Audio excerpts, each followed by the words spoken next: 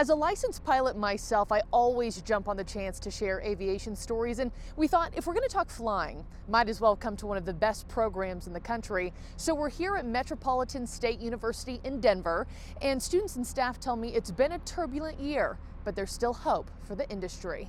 So that you can kind of cross-reference. Laura Braunschmidt is an aviation instructor at MSU, whose campus is nestled right in the heart of downtown Denver. Today, she's in the sim lab teaching flight instrument simulation. Flying via only instruments, not having any visual reference to outside. And on a fog-filled, snowy Colorado day like this, you can see how instrument flying, or IFR, is really a pilot's only option. 26 Frasca simulators fill this room alone. It's the most for any single program in the country. A big appeal for students worldwide and hometown kids like Serena Corvid, who caught her bug for flying in this very classroom. You know, I've never flown a plane, but here are these sims. I think I might like aviation. So I tried it. The past 12 months have been devastating for major U.S. carriers, with the 6 biggest airlines collectively losing $34 billion.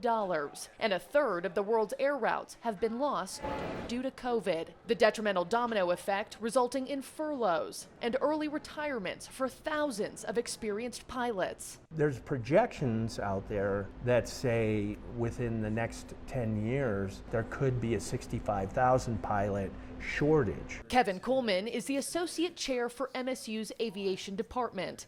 He says despite pilot shortages in the past and what he says will be the future, the country is experiencing a temporary surplus. So the pandemic caused a logjam of all different natures. A large number of pilots that retired prior to age 65.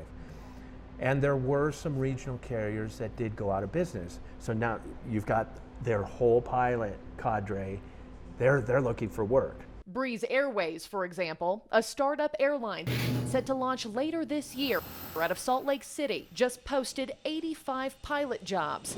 More than 4,000 applied. Initially, there's going to be a surplus, but it's going to go right back to where it was before, with a shortage of pilots, and it's going to be a little bit worse than before because they let so many pilots retire early. And he predicts that shortage to strike again in late 2022. So, current students keep plowing ahead. I hopped into the Cessna Mustang business jet simulator with Steven. Let's go flying. Let's go flying. We took off from airports like Denver International and Aspen, which doubled as studying for an upcoming test before he graduates in May. You do see now the hiring process has started to kind of accelerate. There's going to be a need coming up, and the students are very excited. They're in a great position at a great time. And America's future pilots say with the COVID hiring spree and the future shortage, sky's the limit when it comes to opportunity. There's so many places right now that are hiring, and I want to get my hours as quickly as possible, get all of my ratings as quickly as possible, and just see what's out there. And Professor Coleman also tells me he predicts airlines to be back up and running at full route capacity later on this year, and he encourages aviation hopefuls to stay the course despite this holding pattern that they've been in for about a year now.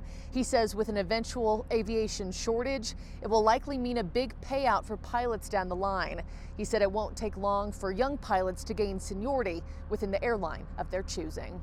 Reporting in Denver, Marky Martin, News Nation.